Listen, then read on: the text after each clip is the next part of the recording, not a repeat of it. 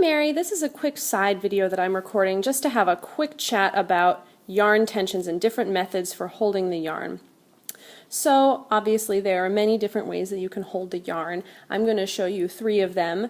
I will go in order of preference on my part, but again, it's all personal. There's no right or wrong way to hold the yarn. There's just the way that works best for you.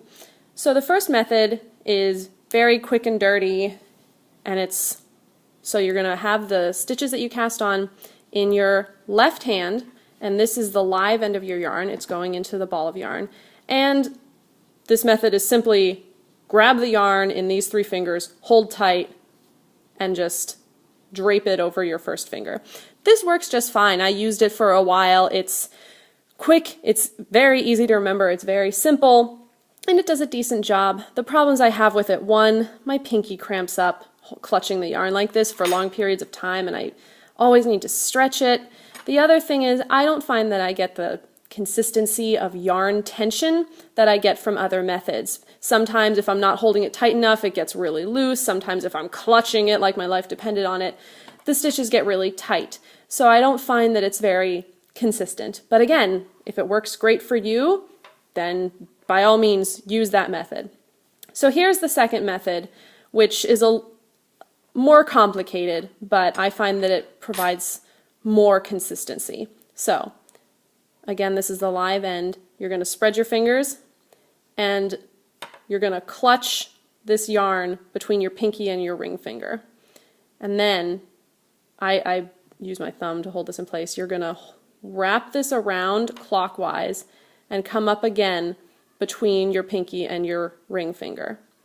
Then, now that you have this loop, you're going to go over the inside, so the palm side of your ring finger, and down between your ring finger and your middle finger.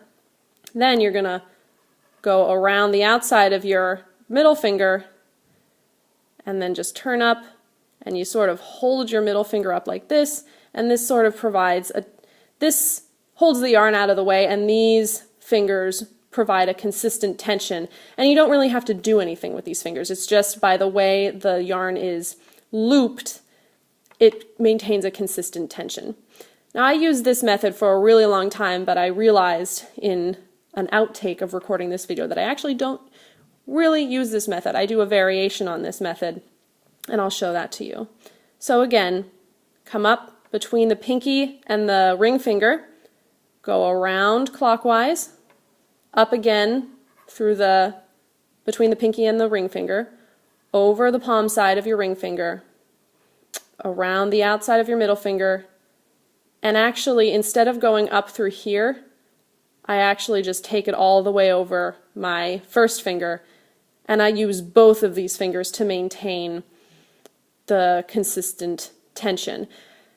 I can't give you a logical or well thought out reason why I do this. I think it's probably just more comfortable for me, and the tension works out just fine. So any of these methods works just fine. I would play around with it and see what works best for you. And if none of these methods works, just let me know and I'll do some looking around online and see if I can find some other methods that I can record a video tutorial for and show you how to do those.